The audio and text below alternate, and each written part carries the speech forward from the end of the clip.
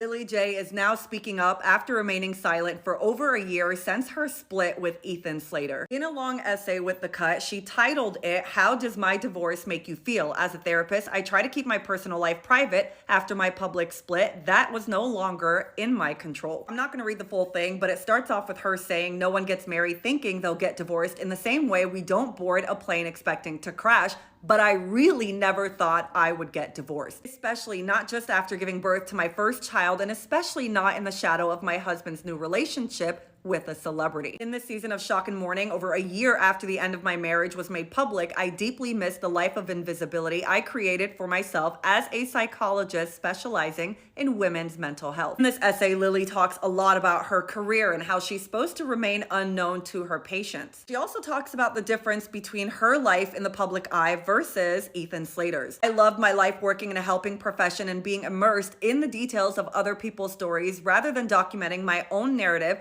for public consumption. Talked about the difference in their profession, saying that she deactivated her Facebook before she turned 18, wanting nothing to do with social media. While her profession required privacy, his was measured in applause, but it worked well while life was unfolding according to our plans. After giving birth to her healthy baby, she says she understood how marriage in the postpartum period could be affected, even saying it's vital to have community connection in order to prevent depression and anxiety. Because she was consumed by the magic of motherhood, she didn't understand the growing distance between her and Ethan. She does go on to say that both her and Ethan fiercely love their son 100% of the time, regardless of how their parenting time is divided. How has this impacted her? She said that her patients don't really bring it up, but it's hard to measure in absence, and I can't say for sure how much my career has been impacted by what's out there online. But there have been hints along the way, like the job offer that dissolved without explanation after yet another tabloid news cycle, or the patient who's scheduled for a first appointment but seemingly vanishes. He even says, "On my darker days, I railed against the unfairness of a public divorce." After reading this entire article, I think this is what bothers her most. I hate not knowing if the way my story has been told has impacted my opportunity to help others sort through their stories. And I am okay. If I can't be invisible anymore, I may as well introduce myself. I can start hearing myself when I tell patients that avoidance maintains fear, and maybe it's time to accept that I'm not unknown anymore. She concludes her essay by telling her patients, "I'm sorry, I can't be invisible anymore."